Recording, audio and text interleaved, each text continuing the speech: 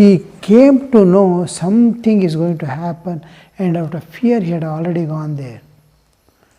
And there, while talking to his friend after a long number of years, another prince, they were talking. He sees, he gets the vision of Yama, the king of death, on buffalo. And immediately he gets frightened. He understands death is coming to me. Then he's terribly afraid. He tells to his friend, I have to go from here. He says, why? You come after a long time. Stay for a few days. He says, no. Here I saw death. He says, wait for some time. He's waiting.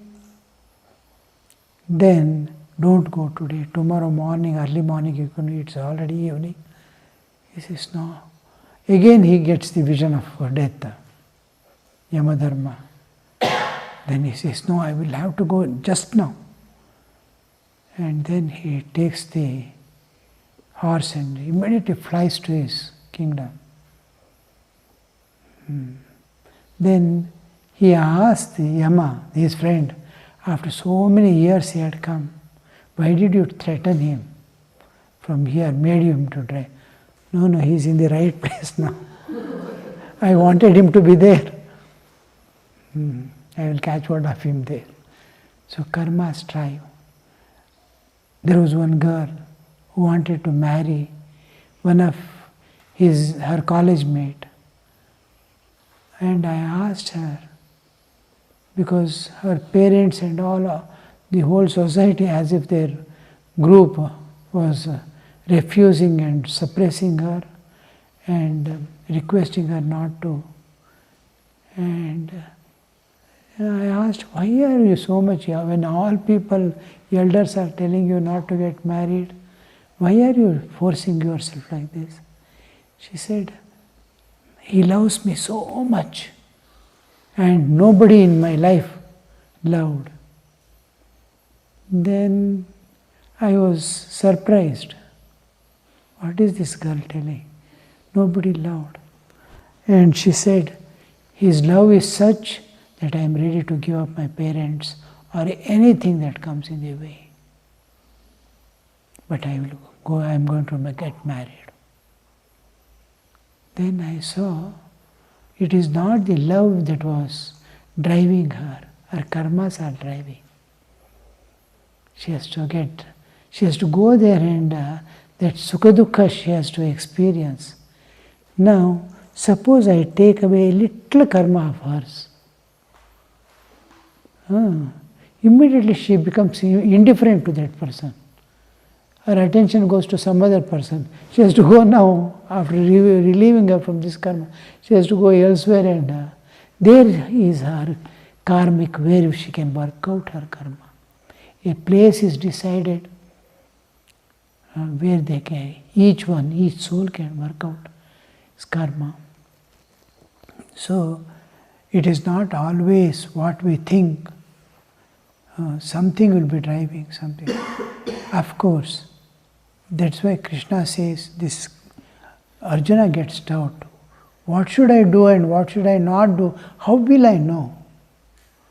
Krishna says, Tasmad Shastram Pramanam Te Karya Karya Vibhagayoho. What is to be done? What is not to be done? Shastra is a pramana. Ultimately, the one who has realized God, one who has shown the path. So for spiritual path, there is no obstruction. For renouncing, for loving God, for doing spiritual practices, all these do not come under desires or vasanas. It is one maximum thing in spiritual drive is the inner urge. It's one of the urges of human existence, spiritual urge. So that is the only thing. And grace of God. Grace of God. But all other worldly fulfillments which we run for are of that nature.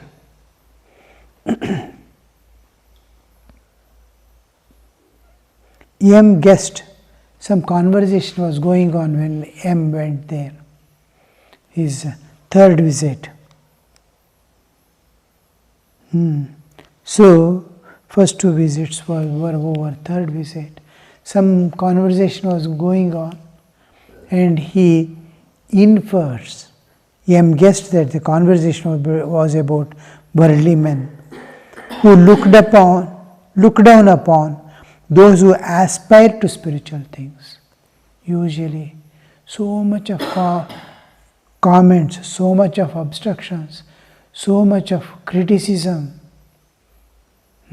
all, and so many people obstructing, family people, they don't allow you to freely go and renounce and go to God. Something or the other holds back, that I am not allowed to go. All this you have to overcome.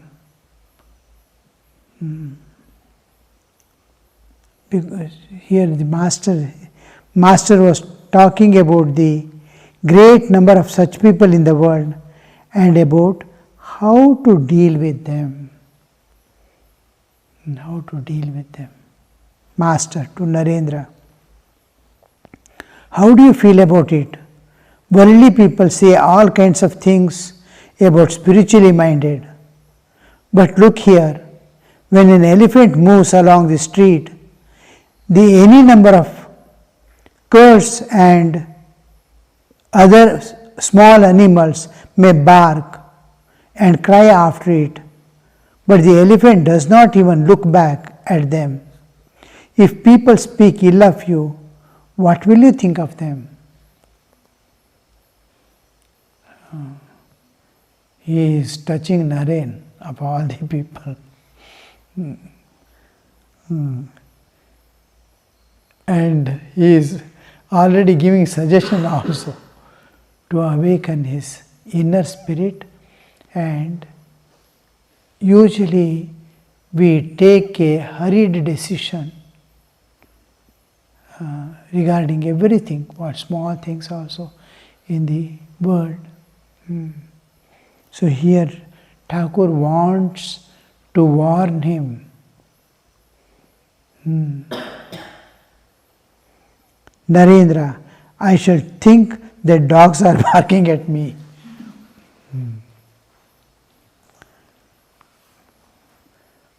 It is a word of contempt, which while quarreling they will use, don't bark at me like this. In one office I saw, he used to come every day late, 10 minutes. The manager calls him and tells, he starts shouting at him, every day you are coming, see customers are waiting there. All these days I am seeing you. He said, don't bark at me like this. I know my responsibilities. So, this word, bark at me, is something we have to give certain,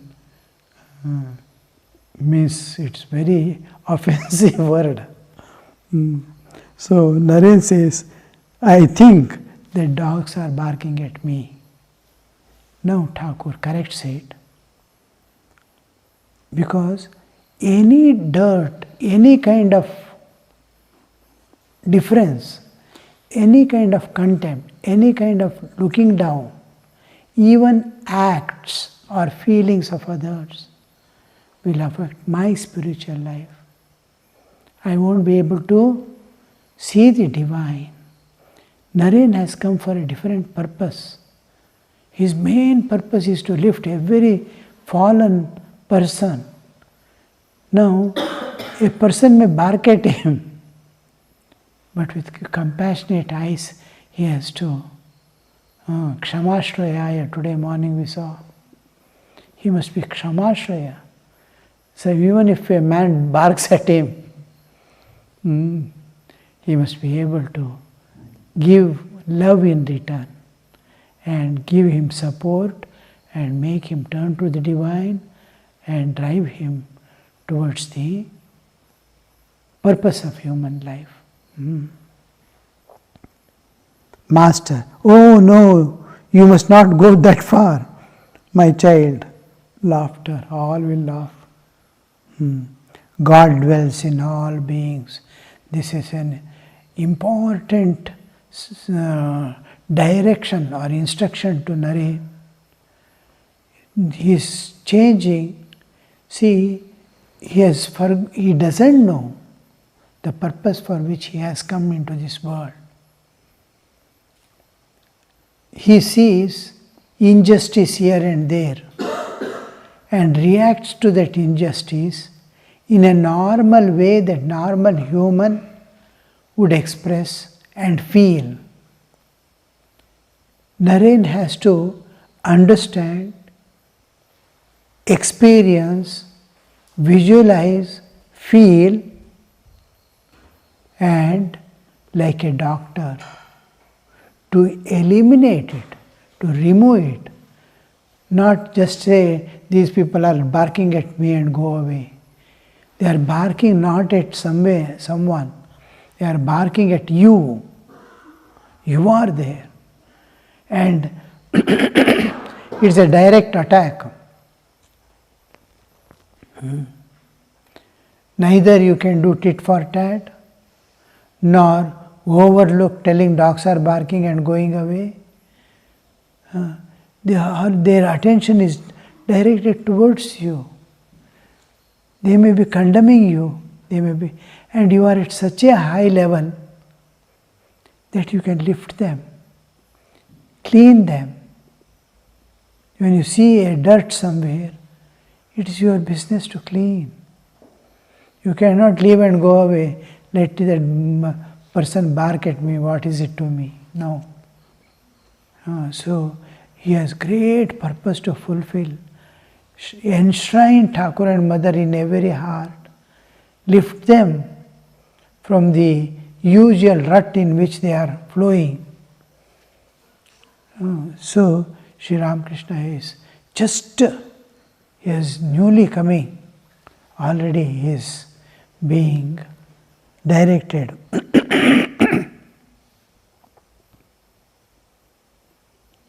Same Sri Ramakrishna says, you may hiss, you have to hiss, but not bite. Various ways. When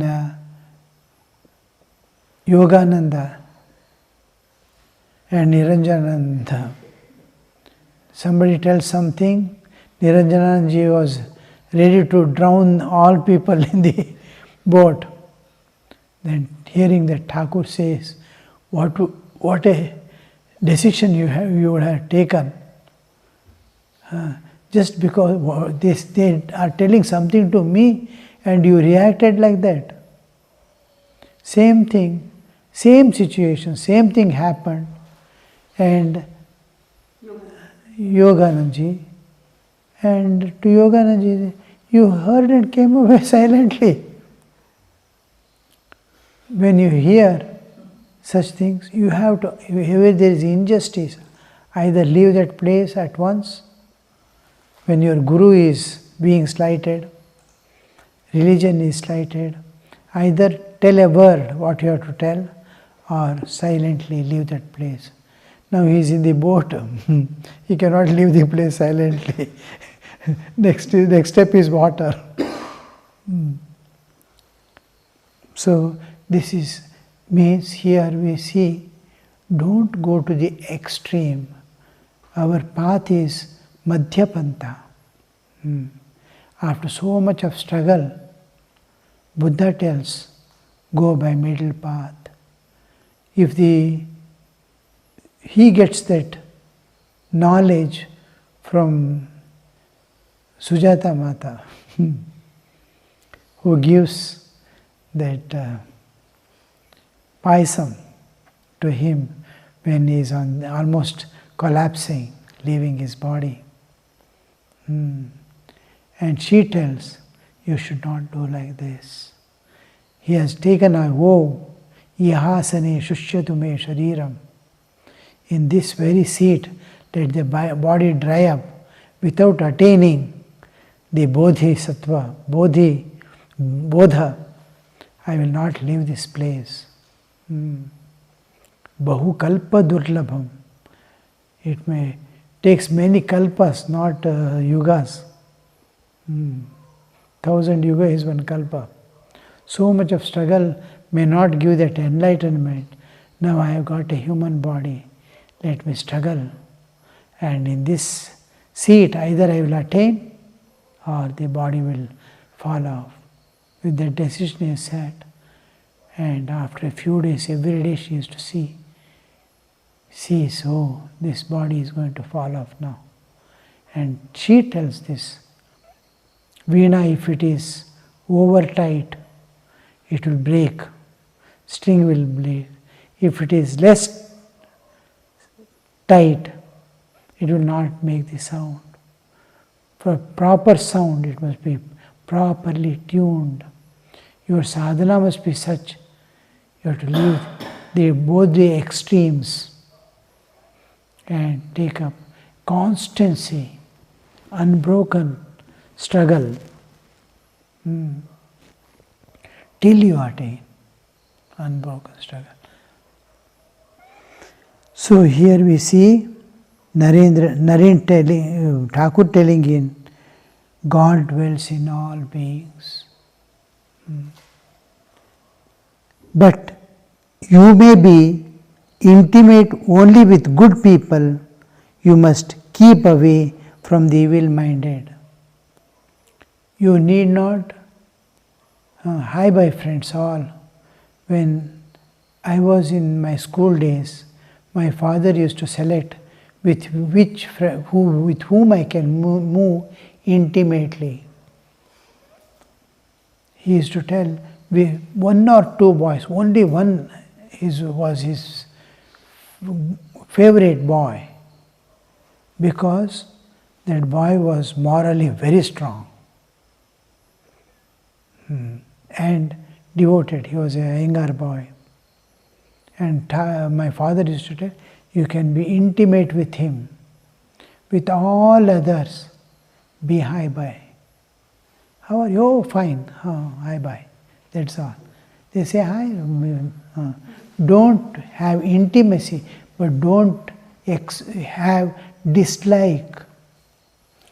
I am telling this to you not because there is any defect in others, but you have not grown up to the extent that you will not have a fall in your life.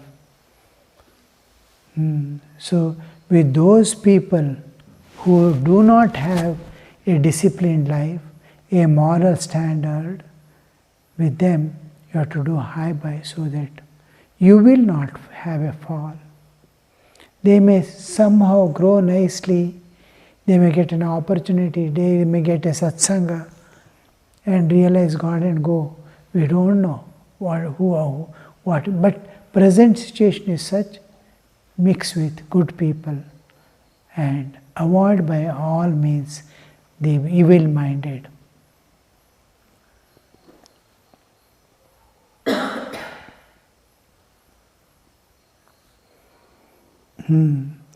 But you may be intimate only with good people. You must keep away from the evil-minded. God is even in the tiger, but you cannot embrace the tiger on that account. Laughter. You may say, why run away from a tiger, which is also manifestation of God? The answer is that those who tell you to run away are also manifestations of God. And why should you listen to them? Logic.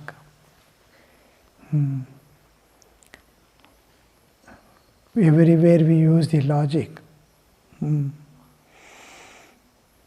See, one person goes to buy oil,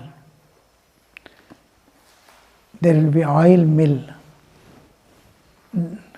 hand grinding, like they will tie the bullocks around, it goes round and round, the thing to be oiled will be put into it and they extract oil. Olden system, now machineries are there. Guru Bappa, mill. Then one person goes to buy the oil, shop will be in the front, inside, behind is a open place where they are extracting the oil, and two bullocks are moving around in circle. It goes on circling, and the oil seeds will get crushed, and they take out the oil. So while buying the oil, there will be kadakada, kadakada sound behind. He asks, what is that sound going on behind? He says, I have tied the bullocks to the mill, so they are making sound. He said, it is nonsense, remove those bells from the... He says, I have purposefully tied. Any time it stops, I will know that they are not working. So I go and drive them. Then that oil buying person says, suppose now they are standing in one place and go on doing like that, shaking their head, making sound. Without, they are not moving, simply they will they will go on making. Then what will you do? You will not know. He stretches himself forward and tells, they have not gone to school, they have not studied law in the college. So they will not do that. So logic, that oil buyer was a lawyer. So those who are studied the law,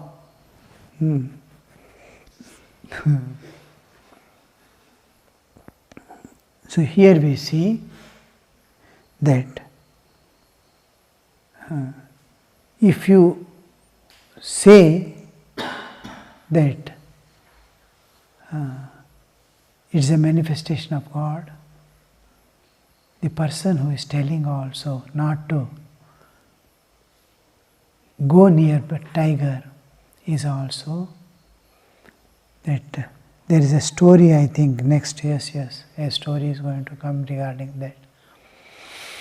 We will see that story tomorrow. If other things do not occupy. Om Niranjanam Nityamanantarupam Bhaktanukampa Dhritavigraham Vai Ishavataram Parameshamidhyam Tam Ramakrishnam Shirasa Namamaha.